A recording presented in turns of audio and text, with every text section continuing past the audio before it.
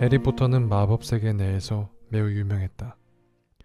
영웅 또는 선택받은 아이. 해리포터라는 이름 대신 그를 칭할 수 있는 명칭은 다양했다. 해리포터. 그는 마법 세계 내에서 그 누구보다 유명했다. 마법 세계 역사의 한 획을 그은 호그와트 전쟁은 어둠의 주인 볼드모트의 패배로 끝이 났다. 볼드모트의 완전한 몰락은 마법 세계에 남아있던 작은 불안감마저 모조리 떨쳐낼 수 있게 되었다. 그 평화를 안고 돌아온 위대한 영웅은 모두의 기대와 소원대로 해리포터였다. 해리포터는 그날 18년 동안 자신을 올가매던 예언의 책임에서 벗어날 수 있게 되었다. 18살의 해리는 그제서야 자신이 태어나기도 전에 그의 운명을 정해버린 예언을 향해 마침표를 찍게 되었다. 볼드모트의 몰락과 함께 해리포터는 그의 삶과 운명, 자유로운 목표를 품에 안을 수 있게 되었다.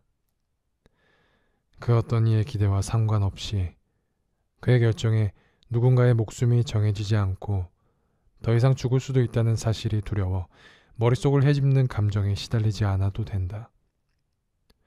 이 사실은 해리를 너무나도 홀가분하게 만들어줬다. 이제야 막혀있던 숨이 트이는 느낌이었다. 해리는 처음으로 느끼는 자유가 만족스러워 미소를 지을 수 있었다. 악은 죽었고 선이 살아남았다. 이제 아무것도 걱정하지 않아도 좋았다. 서양 호랑가시 나무 지팡이를 되찾은 해리는 전쟁이 끝난 호그와트를 빠져나와 론과 헤르미온느와 호그와트의 호숫가에 앉았다. 개슴츠레 떠오르는 태양도 아름다웠고 잔잔히 흔들리는 물결도 아름다웠다. 해리는 이 평화로운 시간이 영원하길 빌었다.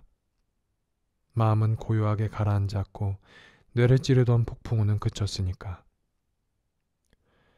해리의 목을 조르던 예언은 끝을 맞이했다. 마법 세계에는 악은 없었고 예언도 사라졌다. 오로지 그들을 구해준 위대한 영웅만이 외로이 남겨졌다. 하지만 해리는 신경 쓰지 않았다. 이제 영웅의 역할은 끝났으니 오로지 해리포터로서의 삶을 살아갈 수 있게 되었다. 부모님과 다른 마법사들의 희생, 마법 세계의 기대로 이루어진 어린 영웅의 모습은 볼드모트와 함께 무너졌다. 그렇게 해리는 굳게 믿었다. 론과 헤르미온느는 살아남았고 해리포터 자신도 일정한 심장 박동수, 온전하게 자신의 것이 된 영혼을 지니고 있었다. 이제 아무것도 두렵지도 무섭지도 않았다. 볼드모트의 완전한 몰락 후 해리는 마법 세계에서 공식적으로 멀린 1등급 훈장을 수여받았다. 물론 모두가 흥분에 겨워 정신없이 지나가 해리에게 큰 추억으로 남을 정도는 아니었다. 전쟁이 끝나고 마법 세계에 발을 들이지 않는 조용한 공백 기간을 가졌던 해리는 마법사들과 리타 스키터의 관심이 사그라들 쯤에 킹슬리와 함께 마법부의 모습을 드러냈다. 그 자리에서 해리는 정식으로 오늘부터 오로국에 투입될 오로라는 사실을 밝혔다.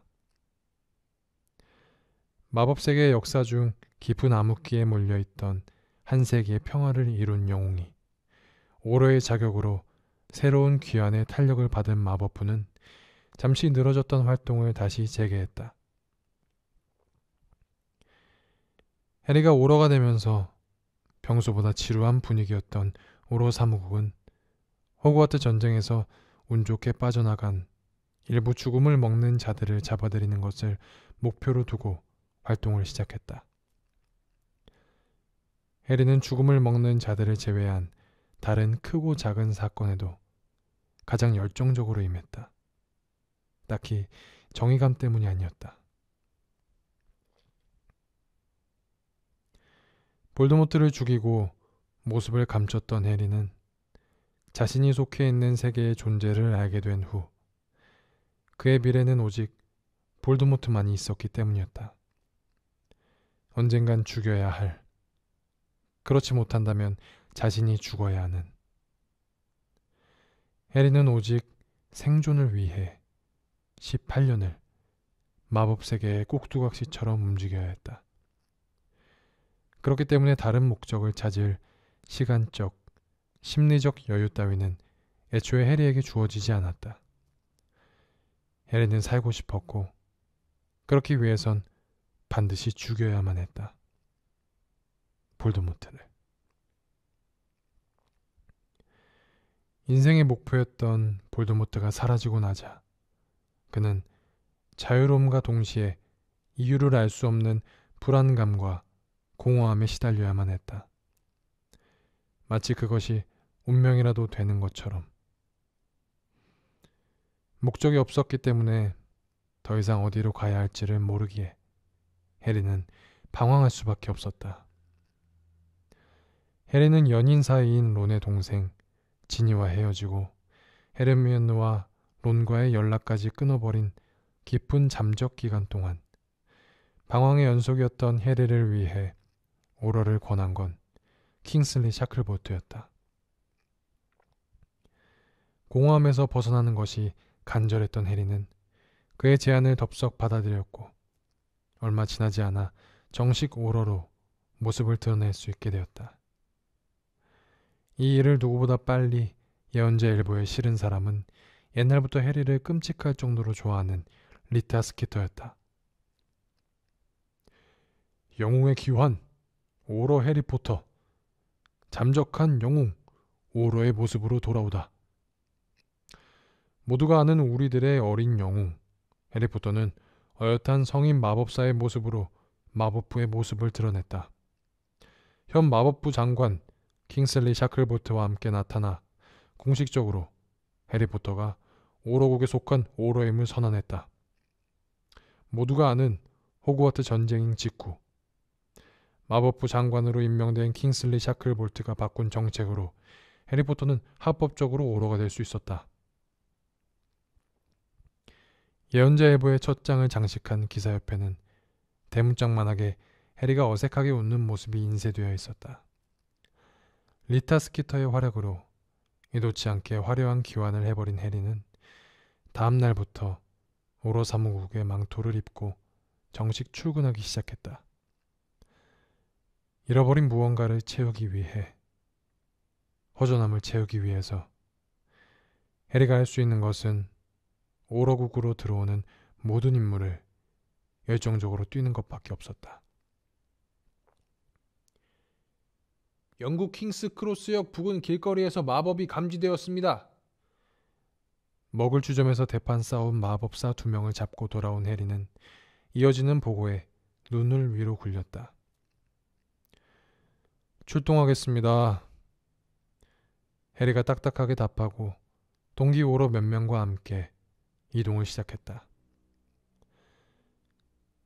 개인의 공허함을 채우기 위해 움직이던 해리는 그의 오러 실적이 미친 듯이 쌓여가는 것을 느낄 수 있었다.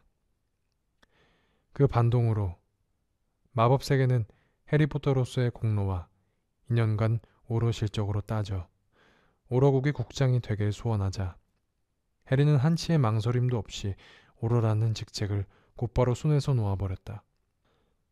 몇 년간 힘겹게 짓눌려져 있던 해리는 더 이상 커다란 책임감을 원치 않았다. 그러기에 오러국장이라는 자리는 해리로서 깊이를 넘어서 혐오로 치닫는 감정을 주기에 충분했다. 해리, 다시 한번 생각해보게. 자네는 잘할 수 있어. 킹슬리 샤클볼트가 해리를 타일르는 목소리로 말했다.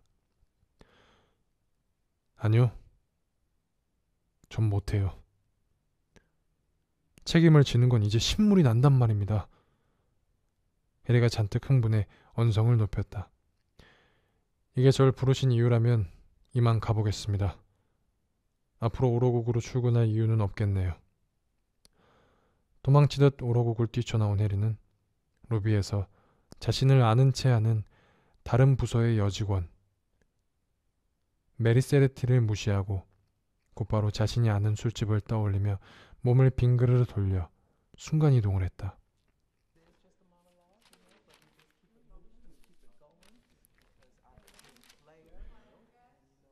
도착한 마법사 술집은 아직 오후 시간이어서 그런지 한산한 편이었다.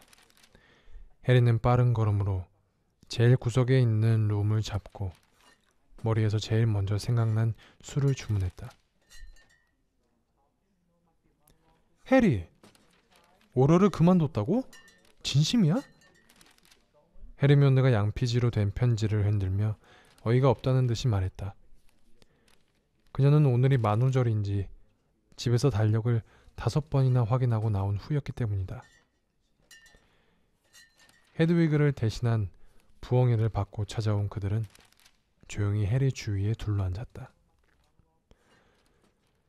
그래, 헤르미온느. 그러니까 제발 나한테 아무 말도 하지 말아줘. 해리가 피곤한 목소리로 웅얼거리며 파이어 위스키를 들이켰다. 헤르미온느는 포기한 표정으로 고개를 저으며 술과 같이 먹을 간단한 안주를 주문하기 위해 직접 카운터로 나갔다. 론은 룸을 나가는 헤르미온느를 슬쩍 보고는 해리의 비어있는 옆자리로 자신의 자리를 옮겼다. 어이, 친구. 간만에 해리의 옆자리를 차지한 론이 자신의 잔에 버터 맥주를 따르며 그를 불렀다. 오러일이 재미없냐? 론의 물음에 해리는 한숨을 푹 쉬며 고개를 저었다. 해리가 헤르미온느에게 말했던 것처럼 정말 아무 말도 하고 싶지 않은 것 같았다. 론은 해리에게 무언가 더 물어봤자 답은 오지 않을 것을 직감했다. 해리가 싫다는 걸 어쩌겠냐는 눈치로 버터맥주를 입으로 가져갔다. 재미나 정의감의 문제가 아니었다. 애초에 해리에게는 정의감이란 단어는 존재하지 않았다. 볼드모트에게 쫓기듯 살아오면서 그가 느낀 것은 두려움과 죽고 싶지 않다는 의지였다. 아직도 볼드모트를 없애기 위해서는 해리, 그 자신이 죽어야만 한다는 사실을 알았을 때의 느낌이 생생했다. 몸에서 생존을 위해 들끓던 힘이 빠져나가고 기력과 의지가 무너져 내려 해리가 이 전쟁을 끝내주길 바라는 마법사와 마녀들의 기대에 이끌려 볼드모트에게 걸어가던 그 순간 해리는 자신의 곁을 마지막으로 지켜준 그들에게 다른 것보다 죽음이 아픈지를 물어봤다. 해리포터. 그는 마지막까지 죽음을 두려워했으며 알고 있음에도 살고 싶어 했다. 그것을 알아버린 때는 진이와 헤어지고 2주일 정도 시간이 흐른 후였다. 해리는 그때 왜 자신이 슬리데린으로 배정받기를 추천받았는지 깨달았다. 그들이 잔을 다 비워갈 때쯤 룸의 문이 열리고 헤르미온느가 가뿐한 걸음으로 들어왔다. 빈속에 마시면 고생한다 너희들. 간단한 과일을 가져온 헤르미온느가 야단치듯 말했다. 그 후로 해리와 론, 헤르미온느는 오랜만에 얼굴을 본 만큼 나름 화기애애하게 대화를 이어갈 수 있었다. 그때 편지를 몇 번이나 썼는지 아는 거야, 해리? 헤르미온느가 말했다. 맞아. 우리는 피그 위존이 멍청하게 방향을 못 잡는 줄 알고 있었어. 론이 불만스러운 목소리로 투덜거렸다. 미안해. 조금 생각을 정리할 시간이 필요했어. 그러다 보니 답장하는 걸 잊어버렸지 뭐야. 해리가 두 친구에게 다정한 목소리로 말했다. 볼드모트를 죽이고 나니까 어쩐지 허전한 느낌이 들어서 혼란스러웠거든. 맞아. 우린 네 인생이 대부분 볼드모트로 이루어져 있었다는 걸 알고 있었으니까. 헤르미온느가 맞장구 쳤다. 해리의 오랜 두 친구는 그 누구보다 해리를 가까이에서 지켜볼 수 있었다. 그렇게 그가 살아온 시간 중 얼마나 많은 부분을 볼드모트에게 빼앗기고 있었는지도 잘 알고 있었다. 해리는 자신의 든든한 두 이해자가 되어준 그들이 너무나 좋았다. 파이어 위스키가 3병째 비워지자 해리는 머리가 뭉근하게 아픔을 느끼고 그만 들어가야겠다고 선언했다. 한창 가벼운 말다툼 중이었던 헤르미온느와 론은 해리의 말에 서로를 살짝 노려보곤 해리에게 눈길을 돌렸다. 해리, 혼자서 제대로 들어갈 수 있겠어? 헤르미온느가 걱정스러운 목소리로 물었다. 원한다면 먹을 택시를 잡아줄 수도 있어. 그녀의 말에 해리는 씩 웃으며 손을 내저었다. 아니야. 갑자기 불러내서 미안했어. 혼자서도 갈 수 있으니까 괜찮아. 해리가 어깨 밑으로 흘러내리는 마법부 망토를 추스르며 말했다. 그리고 잠깐 들릴 곳도 있어. 이것 봐, 해리. 우리는 네 친구잖아. 론이 나름 심각한 표정으로 해리의 어깨를 툭툭 치며 말했다. 이렇게 나오면 섭섭하지. 해리는 론의 장난에 씩 미소를 지으며 황금 갈리움 몇 개를 테이블 위에 놓아두었다. 먼저 갈게. 나중에 보자. 해리가 말을 마치고 마법부를 마지막으로 나왔을 때처럼 몸을 돌려 순간이동으로 룸을 빠져나갔다. 그렇게 해리의 2번째 공백 기간이 시작되었다.